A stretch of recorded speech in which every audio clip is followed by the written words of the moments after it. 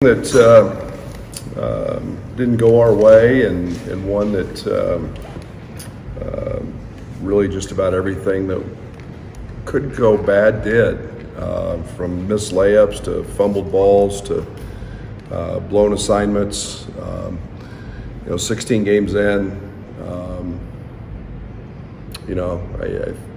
I was hoping that this team was mature enough we could avoid kind of emotional flat games, but they're bound to happen, and we just weren't good enough. And give Maryland credit, they were, but obviously not the same Illinois basketball team that we've seen, and we gave up 43 points off mistakes, and that's been so unlike us. But you learn from that, you grow, and then you get ready for the next one, and that's the beauty of league play. And in this league, it's always challenging. So you get a very talented Michigan team, led by Doug, and Doug's playing home games, and so we got him at home, and he's a very, very dynamic point guard.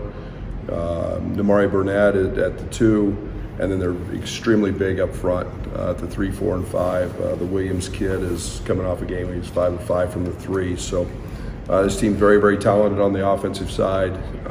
They play with great pace, playing a lot of ball screens with Doug, and he's got jet fuel. He's quick, he's fast. We've got to do a better job guarding him than we did Young, but we'll bounce back. We'll hopefully be better on Thursday than we were Sunday. That's what's been important in the last couple of days to correct some of that emotional flatness that you mentioned. Yeah, I mean, I try not to. You bring it to their attention. You ask why. I think it's getting them to understand. Okay, why did this happen? I don't know if it was me doing a poor job of getting them prepared. Maybe it was. Or if it was the cold weather, I don't. I don't know.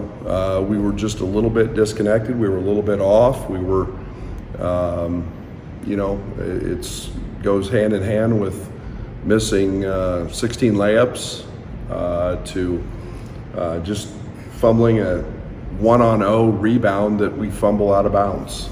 And some nights you have those, and we haven't missed switches all year, and we just completely didn't communicate. So I think it's just talking about those things and getting their perspective of why we felt it happened. And this group's mature enough that we can handle that. And we've got to get. That's where we've got to have great energy to play this game the right way, and we didn't have that. As you're about to face Doug, what was there with Bowie and Tyson that wasn't there against Jameer, as you're talking about a realm of really good guards? Yeah, it's crazy. It's just want to, desire, energy, talk.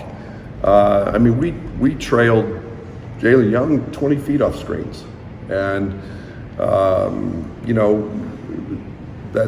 we didn't do that with any of those guys. And I don't know if it's an energy, it's a connectivity.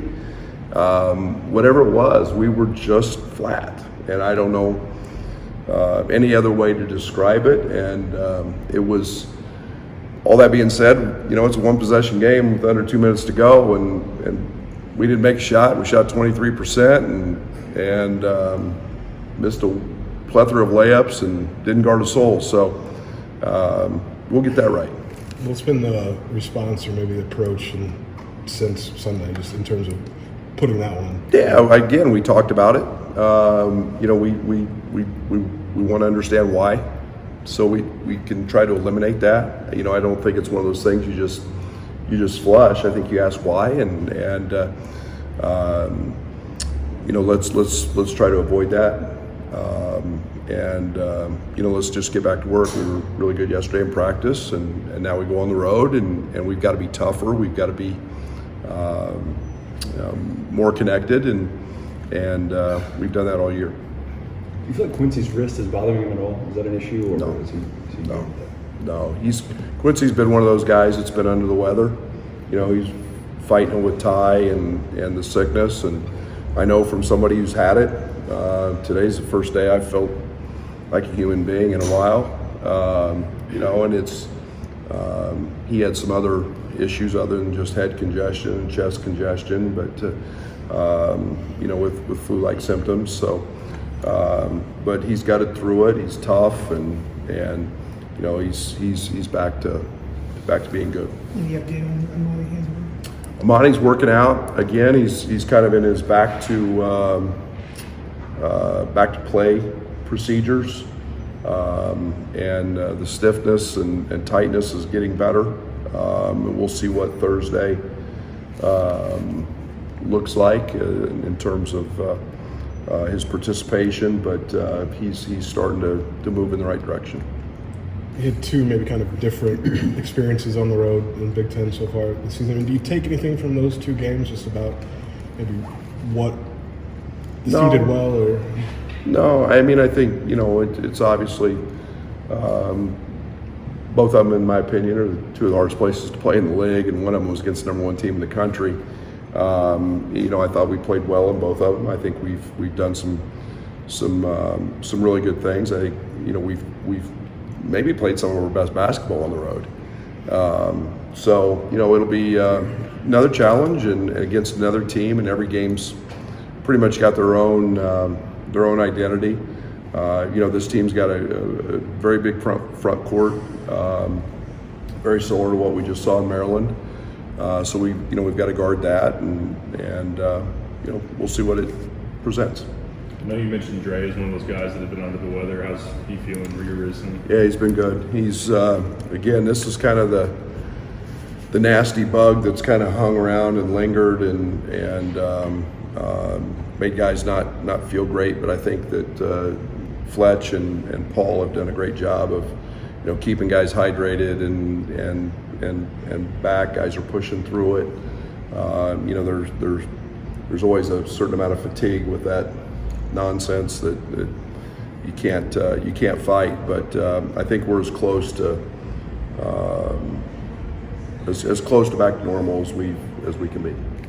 But not to belabor the flat point, but to have a veteran team who maybe have experienced this at any point in their 4 or 5 collegiate years, does that help to kind of understand how quickly to move on and not dwell? I hope so. I think that's one of the things we've talked about. You know, there's a lot of conversations that happen, you know, in there, and I think it's not the fact that you want to belabor a point, but we want to understand why, and I as a head coach want to understand, okay, what was different about this game?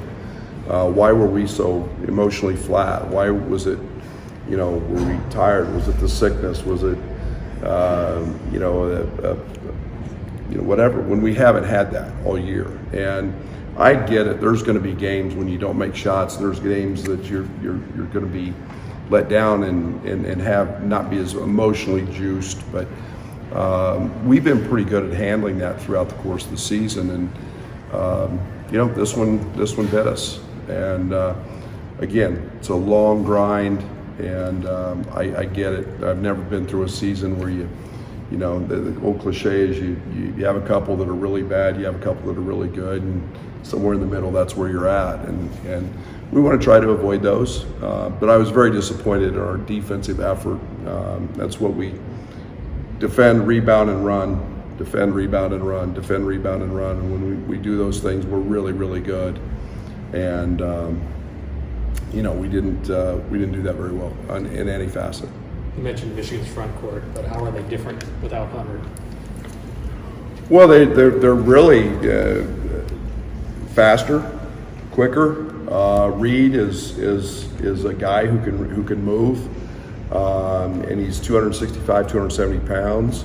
Olivier has given them an inside-outside threat at the 4 that has been. We know all about Olivier. We recruited him, and a very, very good player. Was a starter at Tennessee. You know, he's an option as a 4-man on the block. He can step out and shoot threes. And then Williams has blossomed a terrific three-man, a guy that can really shoot it and space the floor. But so they're not as reliant on their front court as they were with Hunter. Where they went to Hunter quite a bit. They pick and choose their spots, and they're more balanced across the front line than they have been in the past. But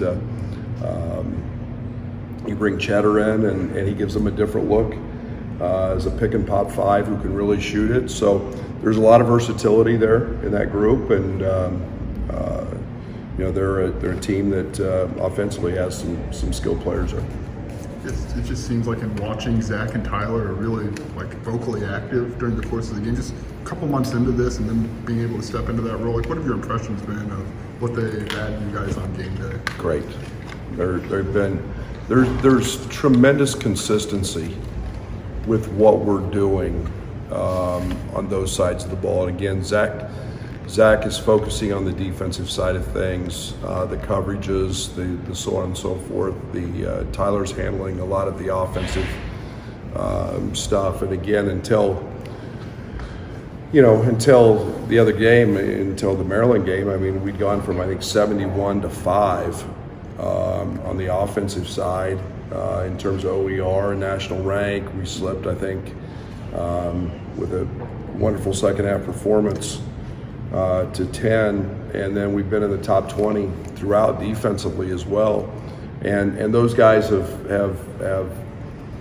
put analytics along with simple fundamental things that we do and just maximized it. And we've doubled down, and we've stayed very consistent, and there's one consistent voice. That's one of the great challenges we had with, and every assistant coach has a scout, but it's that consistent voice when those guys are gone recruiting, and this has helped keep that, and our players know where to go, and they know who to talk to about certain things, and that has really been what I think is a really strong facet of our program right now is our connectivity from players to coaches and offense to defense. A little off topic, 2024 signing class, those three kids are putting together really good senior years. You've been tracking those. What do you think about the years? Oh, right now? every game.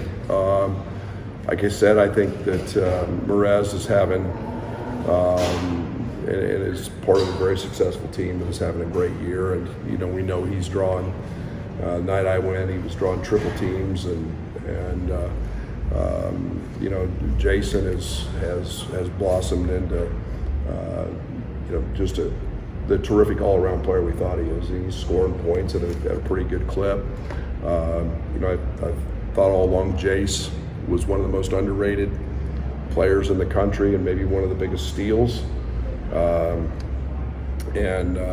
He's just been phenomenal. He's an elite shooter. He's got great body size and extremely well coached. And so I'm very, very excited about that group of guys and the senior seasons that they deserve to have. They've all worked very, very hard and wish them continued success as they head into postseason play here coming up pretty shortly. I know Tyler, it seems like during the games he's pretty vocal and giving out some play calls and whatnot. How much trust do you have in him to do that, and how much control does he have over A lot. Both those guys do. And, again, it's trying to be a very consistent voice where it's been, it's in a lot of ways it's no different than what we had kind of COVID when we started. We had offensive coordinators and defensive coordinators where we had guys, and that made it really tough on recruiting because everybody had every scout. And now me and those guys have every scout. These guys have their single game scouts and can continue to recruit. So I'm the biggest fan of the NCAA's allowing those two things to happen, but they've both been with me for a long time, and they obviously know what we like and what works. I have tremendous respect for their intelligence, and both of them work extremely hard at doing it. And if I didn't, I wouldn't allow them to have that kind of say. And there's a lot of times they get the no's, and in the game the other day, I got upset with Zach on something, and you let them know that. But I have tremendous trust in what those guys do, because they work extremely hard, and their voice is something that our players listen to. Thank you.